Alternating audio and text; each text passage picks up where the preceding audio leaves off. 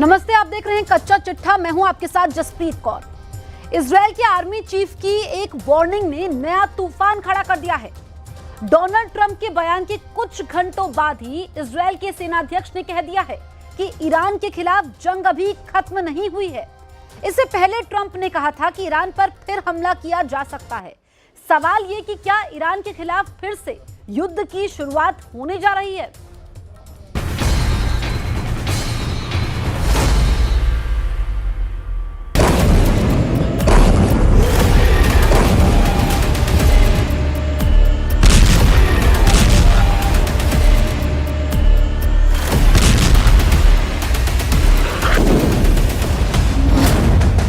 Iran के खिलाफ तबाही की नई स्क्रिप्ट लिखी जा चुकी है।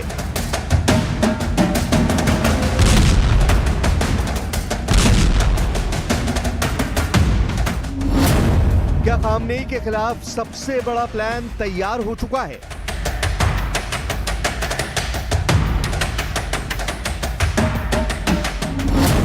क्या इजराइल और अमेरिका फिर डबल अटैक होने वाला है?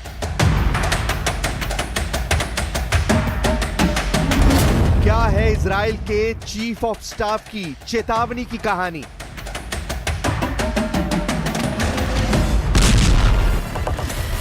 ईरान के आसमान में एक बार फिर कयामत की घड़ी का कांटा घूम रहा है। एक बार फिर इजराइल के गोला बारूद से ईरान का आसमान सुर्ख होने वाला है। एक बार फिर वो होने वाला है जिसका इशारा खुद अमेरिका के राष्ट्रपति डोनाल्ड ट्रंप कर चुके हैं, क्योंकि इजराइल और ईरान के बीच चली 12 दिन की भीषण जंग के महज कुछ ही दिनों बाद ईरान में एक नई तबाही का बबल क्रिएट हो रहा है, जो किसी भी वक्त एक बारूदी धमाके के साथ फट सकता है। क्योंकि ईरान पर अमेरिकी राष्ट्रपति के बयान के कुछ ही घंटों बाद इजराइल के चीफ ऑफ स्टाफ की तरफ से साफ कहा गया है कि ईरान के खिलाफ जंग अभी पूरी तरह खत्म नहीं हुई है। यानी ईरान के खिलाफ सेकेंड राउंड के वॉर के लिए इजराइल पूरी तरह तैयार बैठा है।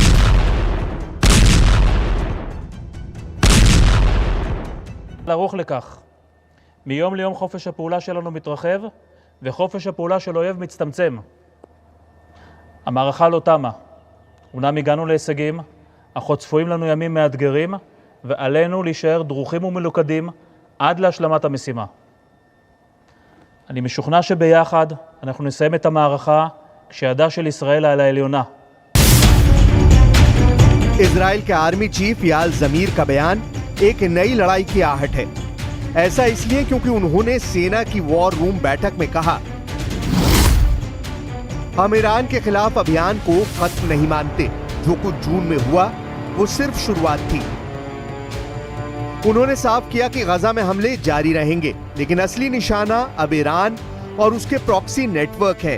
यह बयान ऐसे वक्त आया है जब हिजबुल्लाह, हूती और सीरियाई मोर्चों पर तनाव फिर से बढ़ रहा है। याल जमीर ने इस दौरान यह भी कहा कि गजा पट्टी में ऑपरेशन अब और जटिल लेकिन निर्णायक मोड़ पर पहुंच चुका है। साथ ही उन्होंने ये बात भी कबूल की कि इसकी इजराइल को भारी कीमत चुकानी पड़ रही है। लेकिन इजराइल के चीफ ऑफ स्टाफ ने यह भी कहा कि जब तक इजराइल अपने टारगेट पूरे नहीं करता तब तक ऑपरेशन जारी रहेगा। यही नहीं, उन्होंने बंधकों की वापसी और हमास के ठिकानों को जड़ से मिटाने की सौगंध भी दोहराई है।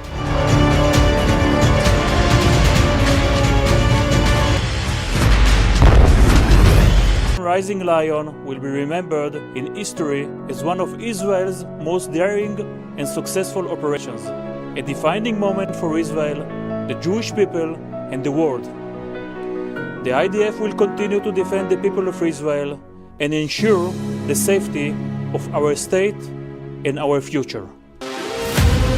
और आइए अब ये समझते हैं कि आखिर याल जमीर का कद क्या है, जिन्होंने ईरान के खिलाफ एक नई जंग की आहट के संकेत दिए हैं। याल जमीर इजराइल रक्षा बलों के जनरल स्टाफ के प्रमुख हैं। उन्होंने इसी साल 5 मार्च को यह पदभार ग्रहण किया है। पहले वो इजराइल की डिफेंस मिनिस्ट्री में महानिदेशक के पद पर भी रह चुके हैं। 2018 से 2021 के बीच वो सेना की दक्षिणी कमांड के कमांडर और डिप्टी चीफ ऑफ स्टाफ भी रह चुके हैं। लेकिन यहां कहानी ईरान को नई चुनौतियों को लेकर है। वो चुनौतियां जिसके बारे में पहले डोनाल्ड ट्रंप और अब इजराइल के चीफ ऑफ स्टाफ बयान दे रहे हैं। महज कुछ घंटों के अंतराल पर आए ये बयान बता रहे हैं कि ईरान को लेकर इजराइल और अमेरिका के बीच जरूर कोई नया प्लान तैयार हो चुका है। ऐसा प्लान जिसका ग्रीन सिग्नल किसी भी वक्त व्हाइट हाउस से दिया जा सकता है। अगर जरूरत पड़ी तो ईरान पर दोबारा हमला होगा। लेकिन सवाल यह है कि आखिर ईरान के खिलाफ इजराइल और अमेरिका की तरफ से ये बयान क्यों आ रहे हैं? क्यों दोबारा पश्चिम एशिया को नई जंग की आग में झोंकने की तैयारी चल रही है? क्यों ईरान को लेकर बार बार धमकाने वाली बयानबाजी की जा रही है? इसे समझने के लिए आपको ईरान की उस जिद की क्रोनोलॉजी को समझना होगा जिस पर ईरान अड़ा हुआ है।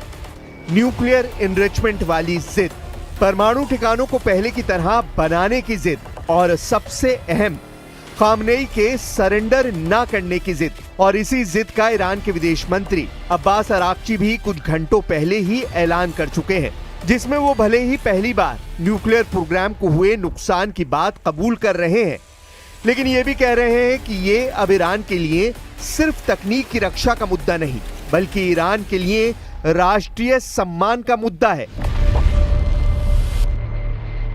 It is now stopped because yes, damages are serious and severe, but obviously we cannot give up our enrichment because it is an achievement of our own scientists, and now more than that, it is a question of national pride. Abbas Araghchi के इसी बयान के बाद अमेरिकी राष्ट्रपति Donald Trump ने social media handle truth social पर लिखा था कि जरूरत पड़ी तो ईरान के खिलाफ फिर हमला किया जाएगा। लेकिन ईरान ने भी साफ कर दिया है कि वो किसी भी कीमत पर दबाव में झुकने वाला नहीं है। उसने जिस दिशा में अपना कदम बढ़ा दिया है उस दिशा से ईरान को कोई वापस नहीं ला सकता। यानी न्यूक्लियर एनरिचमेंट को लेकर ईरान हर तरह की चुनौती का सामना करने के लिए तैयार है। अब्बास अराक्ची का वो बयान सुनिए जो इस बात की ओर साफ इशारा कर रहा है कि पश्चिम एशिया में एक नया बारूदी बवंडर उठने वाला है।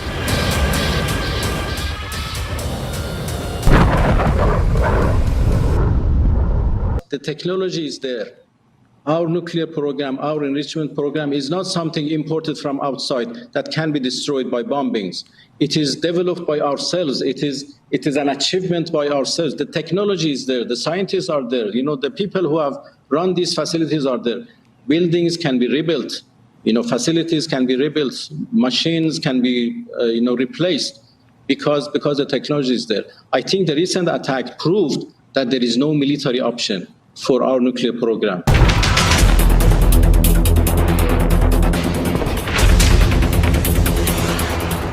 ईरान ये भी जानता है कि उसे अपनी जिद की कितनी भारी कीमत चुकानी पड़ सकती है।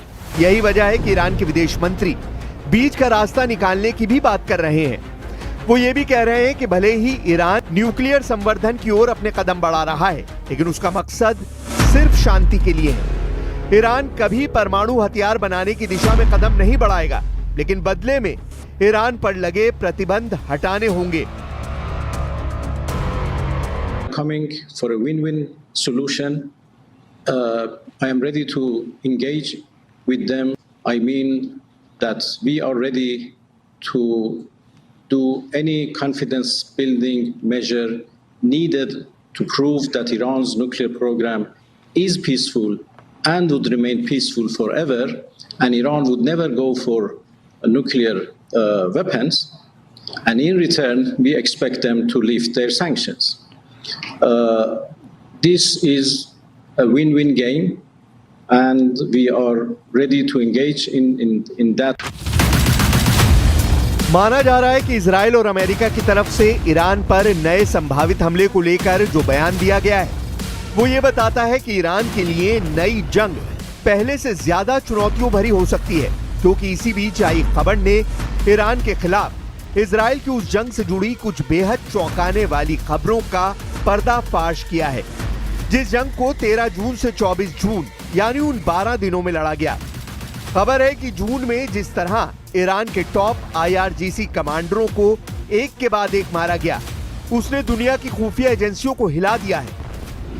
बताया जा रहा है कि इजराइल की सीक्रेट सर्विस मोसाद ने महीनों पहले ही डिजिटल ट्रैप सेट कर दिया था। एक फर्जी लीक प्लान किया गया जिससे ईरानी अफसर गलत लोकेशन पर पहुंचे। उस समय ड्रोन पहले से तैनात थे। साथ ही इजरायली एआई सिस्टम ने ईरानी मोबाइल डेटा और कम्युनिकेशन पैटर्न को डिकोड कर लिया था। सब कुछ इतने परफेक्शन से हुआ कि टारगेट बंकर में हो या कार में, एक क्लिक पर दुश्मन को खत्म किया गया। जानकारी के मुताबिक मोसाद ने इस ऑपरेशन में जो सबसे खतरनाक तकनीक इस्तेमाल की उसे डिजिटल डीएनए कहा गया। इसका मतलब था ईरानी कमांडरों की डिजिटल आदतों, मूवमेंट पैटर्न और नेटवर्क ट्रैफिक का साइबर क्लोन बनाना। ये एआई और डेटा एनालिटिक्स का एक ऐसा घातक मिश्रण था जिससे मोसाद को पहले से पता था कि किस अफसर का मोबाइल कहां एक्टिव होगा, किस रूट पर कौन सी गाड़ी चलेगी। इसके बाद बस ड्रोन ने अपना काम किया। बिना इंसानी रिस्क टारगेट को तबाह किया गया। 13 जून को इजराइल ने अपना सबसे बड़ा हवाई हमला किया, ऑपरेशन राइजिंग लायन। एक साथ 200 फाइटर जेट्स ने ईरान के 100 से ज्यादा टारगेट्स पर हमला किया। 5 वेव्स में करीब 330 बम गिराए गए। टारगेट थे nuclear labs, ballistic missile sites, command centre और कम्युनिकेशन हब। साथ ही मोसाद के ड्रोन पहले ही एयर डिफेंस सिस्टम को अंधा कर चुके थे। ईरान की राजधानी तेहरान में भी कई बंकर बेस तबाह किए गए। यह पूरा हमला सिर्फ 90 मिनट चला, लेकिन इस हमले में ईरान की सैन्य कमान की रीढ़ टूट गई। इजराइल के हमले के जवाब में ईरान ने भी मिसाइल बराज और ड्रोन हमले किए, लेकिन ज्यादातर इंटरसेप्ट हो गए। आयरन डोम, डेविड स्लिंग और एरो 3 जैसे सिस्टम पहले से एक्टिव थे। साथ ही अमेरिकी और फ्रांसीसी फ्लीट ने रेड सी और फारस की खाड़ी में पूरा सपोर्ट दिया। ईरान की जवाबी क्षमता को मोसाद ने पहले ही कमजोर कर दिया था। उनकी कई लॉन्च साइट पहले ही तबाह हो चुकी थी। इसीलिए इजराइल के खिलाफ ईरान का हमला सिर्फ सिंबॉलिक बन गया। ईरान के खिलाफ इजराइल के इस खुफिया अभियान का सबसे अहम दावा आईआरजीसी कमांडर हुसैन सलामी से जुड़ा है, जिन्हें मोसाद ने अपने जाल में फंसाया। ईरान इंटरनेशनल का कहना है कि इजराइल ने सलामी के एक करीबी एजेंट के जरिए जानबूझकर एक योजनाबद्ध हमले की तारीख लीक की। यह तरीका काम कर गया और उनको एक पहले से तय जगह ले आया। इस जगह पर पहले ही इजरायली खुफिया एजेंसी ने सलामी की हत्या का प्लॉट तैयार कर रखा था। यहां आने पर उनके ऊपर हमला कर दिया गया। आईआरजीसी एरोस्पेस फोर्स के कमांडर अमीर अली हाजीजादे की मौत भी मोसाद के एक ऐसे प्लान के तहत हुई जिसे सुनकर ही पैरों तले से जमीन खिसक जाए। ईरान इंटरनेशनल की रिपोर्ट के अनुसार मोसाद ने हाजीजादे और उनके शीर्ष सहयोगियों को एक फर्जी बैठक में शामिल होने के लिए गुमराह किया। यह निमंत्रण एक बेहद विश्वसनीय फोन कॉल के जरिए दिया गया। यह फर्जी फोन कॉल इतना विश्वसनीय था कि वो बैठक में शामिल होने के लिए निकल पड़े और उनके यहां पहुंचते ही हमला कर दिया गया। इसी तरह अली शादमानी की हत्या के लिए भी उन तौर तरीकों का इस्तेमाल किया गया जिन्हें आर्टिफिशियल इंटेलिजेंस से प्लांट किया गया था। मोसाद शादमानी का डीएनए नमूना डिजिटल रूप से हासिल करने में सफल रही और उसने चेहरे की पहचान और आनुवांशिक प्रोफाइलिंग के लिए एआई का इस्तेमाल किया। तेहरान के सुरक्षा कैमरा सिस्टम में डाले गए मैलवेयर ने शादमानी की एक एक एक्टिविटी पर नजर रखी और जाफरानिया जिले में उन्हें ड्रोन से मार गिराया गया।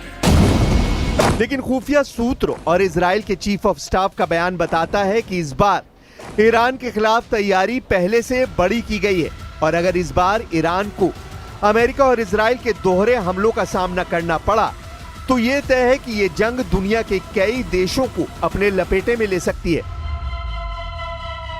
ऐसा इसलिए भी है क्योंकि पहले ही रूस और यूक्रेन के बीच भीषण जंग चल रही है, जबकि अमेरिका की मदद से कई फ्रंट पर इजराइल पहले ही जंग लड़ रहा है और जिन हिजबुल्ला, हमास और हूती विद्रोहियों के खिलाफ ये जंग इजराइल लड़ रहा है उन्हें ईरान का प्रत्यक्ष या परोक्ष समर्थन हासिल है।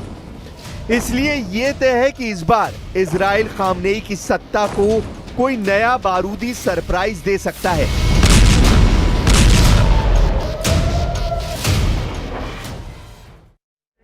इजराइल के विदेश मंत्री ने यूक्रेन का दौरा करके बड़ा मैसेज दिया है।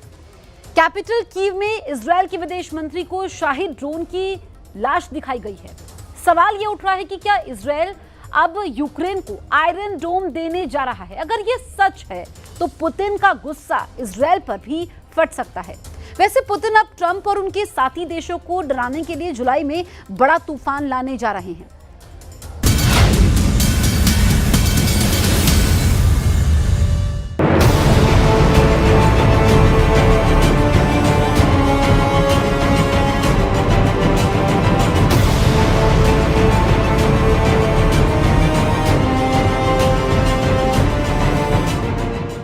पुतिन ने यूक्रेन के आगे अपनी ताकत दिखानी शुरू कर दी है। जब युद्ध पर बातचीत को लेकर दोनों पक्ष तुर्की में इकट्ठा हुए, तब पुतिन ने अपने सबसे खतरनाक जंगी जहाज रवाना कर दिए।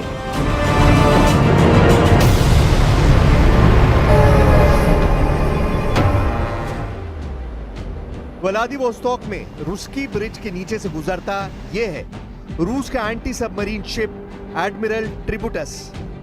इसी तरह रूस के और जहाज अलग अलग जगह से इकट्ठे होते हैं और फिर नजर आता है पुतिन का बैटल ग्रुप, जो रूस के दुश्मनों के शिकार पर निकला है। यह है पुतिन का जुलाई स्ट्रोम, यानी जुलाई का तूफान। जुलाई में पुतिन क्या करना चाहते हैं? पुतिन का इरादा क्या है? पुतिन का एजेंडा क्या है?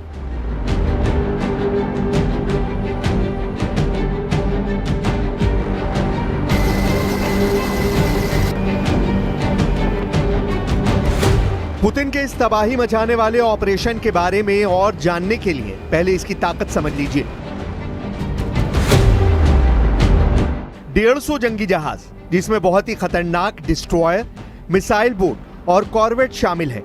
15,000 सैनिक, जो पुतिन के ऑर्डर पर पूरे नेटो को तहस नहस करने का इरादा रखते हैं। और वॉर जोन एक नहीं बल्कि 4-4 इलाकों में जंग एक साथ लड़ने का चैलेंज दे रहे हैं पुतिन।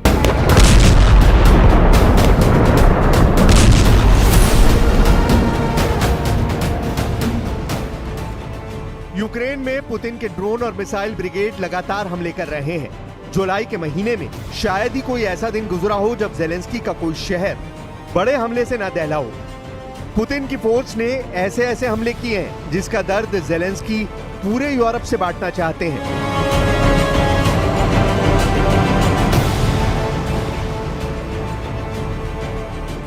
लेकिन अब रूस के इतने जहाज एक साथ एक जगह देखकर डोनाल्ड ट्रंप से लेकर नेटो का हर राष्ट्राध्यक्ष सोचेगा कि अगर पुतिन ने अपनी पूरी पावर दिखा दी तो बचने का रास्ता क्या होगा।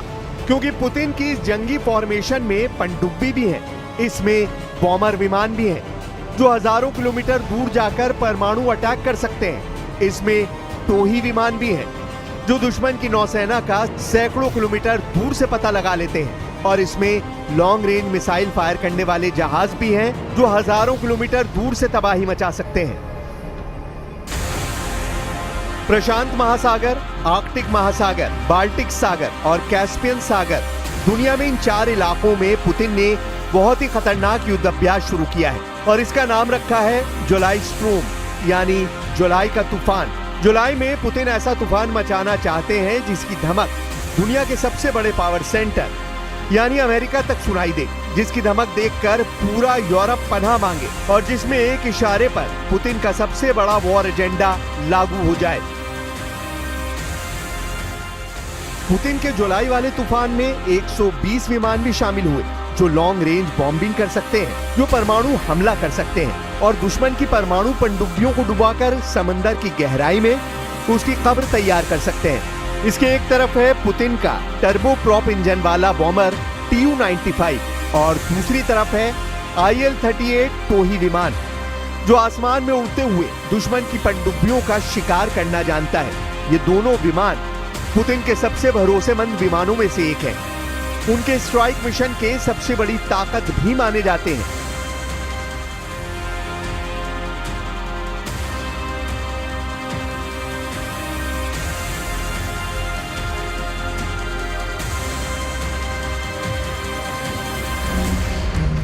इस युद्ध अभ्यास में पुतिन ने लॉन्ग रेंज वाले हथियार भी शामिल किए हैं, जो ऐसे ही विमानों और जंगी जहाजों पर तैनात किए जाते हैं, जो दुनिया के किसी भी कोने में कोहराम मचा सकते हैं। ये बात डोनाल्ड ट्रंप और उनके यूरोप वाले दोस्त बहुत अच्छी तरह जानते हैं। जेलेंस्की तो ऐसे हथियारों से पिछले 3.5 साल से जूझ रहे हैं और यूक्रेन की तबाही को हर रोज देख रहे हैं। पुतिन ने कोस्टल मिसाइल सिस्टम भी तैनात किए हैं, जो दुश्मन के जंगी जहाजों को रूस के तटों से दूर रखेंगे।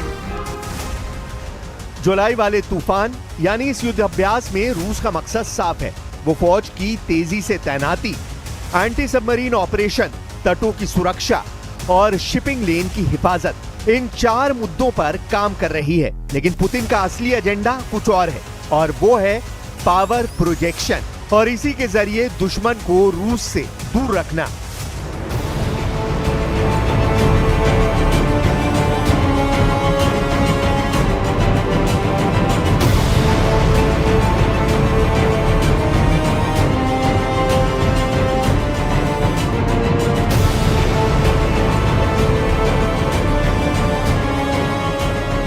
रूस के पास दुनिया की तीसरी सबसे बड़ी नौसेना है।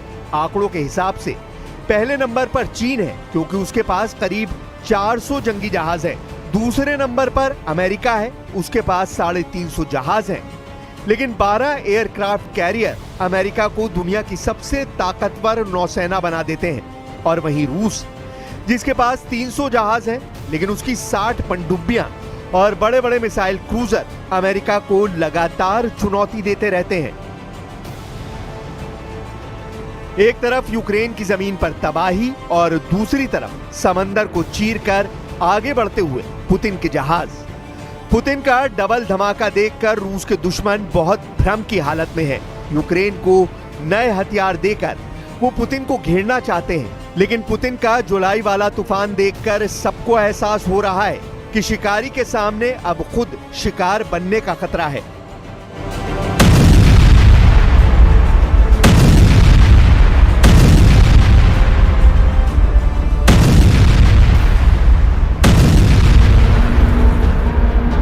पुतिन ने यूक्रेन की हर बड़ी इमारत को जलता हुआ ताबूत बनाने का इरादा कर लिया है, क्योंकि पुतिन का यूक्रेन एजेंडा अब नेटो के लिए बड़ी चुनौती बनने वाला है। रूस को डर दिखाते हुए जेलेंस्की के लिए नई वार्निंग जर्मनी से आई है।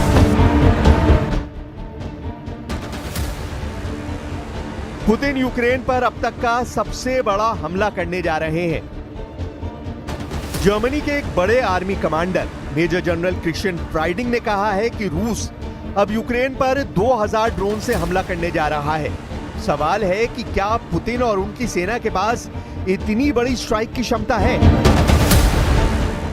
यूक्रेन पर होने वाले हमलों और जर्मनी के कमांडर की वार्निंग दोनों को गौर से समझें तो समझ आएगा कि पुतिन ने युद्ध के दौरान अपनी ड्रोन उत्पादन क्षमता इतनी तेजी से बढ़ाई है कि अब उनके सामने न यूक्रेन, न अमेरिका या पूरा नेटो टिकता हुआ नजर आ रहा है। पुतिन के इरादों को देखते हुए जेलेंस्की ने 2 बड़े फैसले किए हैं, जो या तो यूक्रेन को बचा लेंगे या फिर पूरी तरह डुबा देंगे।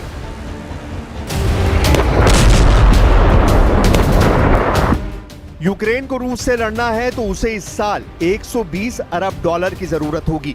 120 अरब डॉलर यानी जेलेंस्की को युद्ध लड़ने के लिए अब 10 लाख करोड़ रुपए से ज्यादा की रकम चाहिए, जो वो डिफेंस पर खर्च करना चाहते हैं। इसके लिए यूक्रेन ने यूरोप और नेटो के सामने हाथ फैला दिए हैं। My second request is for financial support. Ukraine needs $6 billion to close this year's procurement gap. This will allow us to build more FPV drones to hold the line, more interceptor drones to counter Shahid attacks, and additional deep strike weapons to take the war back to Russia. अब Zelensky का दूसरा बड़ा फैसला देखिए, जिस पर पूरे रूस की बहुत पैनी नजर है। जेलेंस्की ने यूलिया सिवरीडेंको को यूक्रेन का नया प्रधानमंत्री बनाया है। इससे पहले वो यूक्रेन की डिप्टी पीएम और वित्त मंत्री थी। 39 साल की यूलिया पेशे से अर्थशास्त्री हैं। जेलेंस्की ने खुद यूलिया के नाम की सिफारिश की है। यूलिया जेलेंस्की की बेहद करीबी मानी जाती हैं। अब जेलेंस्की उनके अनुभव का इस्तेमाल 2 मोर्चों पर करना चाहते हैं।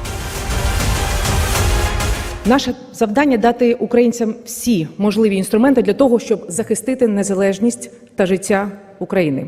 Ми виконаємо це завдання. जेलेंस्की के फैसले के पीछे एक बड़ी वजह भी जान लीजिए। यूक्रेन की नई प्रधानमंत्री यूलिया सिवरीडेंको ने इसी साल अमेरिकी राष्ट्रपति डोनाल्ड ट्रंप के साथ खनिज डील कराने में बड़ी भूमिका निभाई थी। यूक्रेन की नई प्रधानमंत्री यूलिया को लेकर जेलेंस्की का एजेंडा साफ है। पहला है यूक्रेन की अर्थव्यवस्था को ज्यादा जिम्मेदारी के साथ सुधारा जाए और दूसरा है यूक्रेन में हथियार उत्पादन में तेजी लाई जाए। यानी यूलिया को मिली है वॉर फैक्ट्री चलाने की जिम्मेदारी। Україні потрібно більше власної сили. Ми трансформуємо управління сферою оборони та виробництвом зброї таким чином, щоб за півроку відчутно збільшити частку саме української зброї, доступною для наших воїнів. Зараз з усієї зброї в руках наших воїнів близько 40%. Зроблено в Україні. За півроку має бути не менше, ніж 50%. Оновлений уряд України має провести аудит всіх. जाहिर है जेलेंस्की बहुत ज्यादा परेशान है और पुतिन के समंदर वाले इरादों को देखकर अब यूरोप में भी तनाव फैल चुका है। जेलेंस्की हर उस शख्स तक पहुंच रहे हैं जो यूक्रेन को हथियार दे रहा है या फिर आगे दे सकता है। यानी जेलेंस्की लगातार सप्लाई रूट बरकरार रखने के लिए फील्डिंग कर रहे हैं, क्योंकि अगर यूक्रेन को हथियार मिलने बंद हो गए तो समझ लीजिए कि जेलेंस्की की सेना 24 घंटे भी पुतिन के आगे नहीं टिक पाएगी। और ये बात डोनाल्ड ट्रंप भी बहुत अच्छी तरह जानते हैं।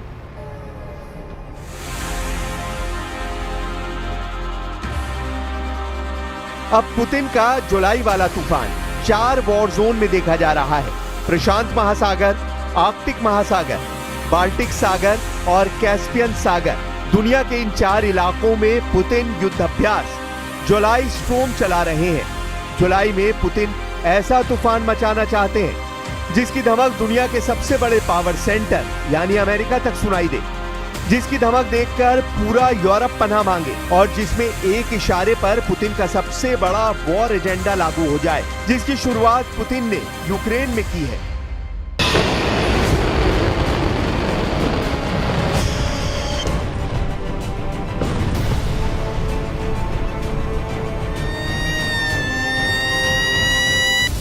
पुतिन ने यूक्रेन पर हमले करके बता दिया है कि अब वो नेटो तोड़ युद्ध की शुरुआत कर चुके हैं। यूक्रेन में पुतिन के हर हमले की तस्वीर बता रही है कि रूस का एजेंडा अब ट्रंप के ख्वाब को तोड़ देगा। चौथे साल में चल रहे युद्ध में पुतिन अब यूक्रेन को आगे बिल्कुल भी बख्शना नहीं चाहते। हर हमले के साथ उनकी फायर पावर लगातार बढ़ती जा रही है और यूक्रेन में अब तक 12,000 से ज्यादा लोगों का खून बहा चुकी है। यूक्रेन के हर बड़े शहर को पुतिन की मिसाइल और कामिकाजे ड्रोन दहला रहे हैं और इन्हें रोकना अब जेलेंस्की के बस की बाहर की बात हो चुकी है।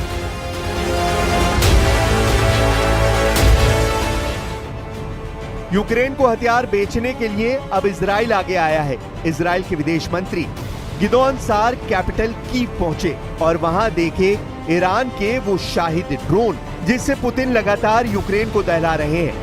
इसमें कोई शक नहीं कि शाहिद ड्रोन को देखते हुए इजराइल के विदेश मंत्री को तेल अवीव और हाइफा पर ईरान के हमले याद आए होंगे। वैसे उनके यूक्रेन आने को लेकर खबर ये है कि यूक्रेन इजराइल से ऐसे हथियार चाहता है जो रूस के ड्रोन अटैक को रोक सके। इसलिए अब इजराइल के आयरन डोम का नाम चर्चा में है, जिसे लेकर रोमानिया और इजराइल के बीच भी डील हो रही है। रोमानिया इजराइल से यह आयरन डोम एयर डिफेंस सिस्टम खरीद रहा है। अब सवाल है कि क्या आयरन डोम रूस के हमले रोकने में कामयाब होगा, क्योंकि पुतिन जब हमला करते हैं तो सैकड़ों ड्रोन एक साथ फायर करते हैं और उन्हें रोकना अब तक जेलेंस्की के लिए बहुत मुश्किल साबित हुआ है। We decided today to have a strategic dialogue between our ministries on the Iranian threat. Our actions against its weapons and technology contribute to European security and to the security of Ukraine. Iran must not be allowed to continue its nuclear ambitions. Ukraine को अब America से patriot defence system के लिए missile भी मिलने जा रहे हैं और ये वादा ट्रंप कर चुके हैं कि वो यूक्रेन को बचाने के लिए जेलेंस्की को पेट्रियट मिसाइलों की सप्लाई फिर शुरू करेंगे। हालांकि इसका बिल यूरोप भरेगा। यानी ये हथियारों वाली मदद नहीं बल्कि अमेरिका के लिए एक डिफेंस डील होगी जिसकी कीमत ज़ेलेंस्की को भी चुकानी पड़ेगी। देखा जाए तो पुतिन के ड्रोन युद्ध ने यूक्रेन को सोचने पर मजबूर कर दिया है। वो चाहकर भी पुतिन के हमलों को रोक नहीं पा रहा।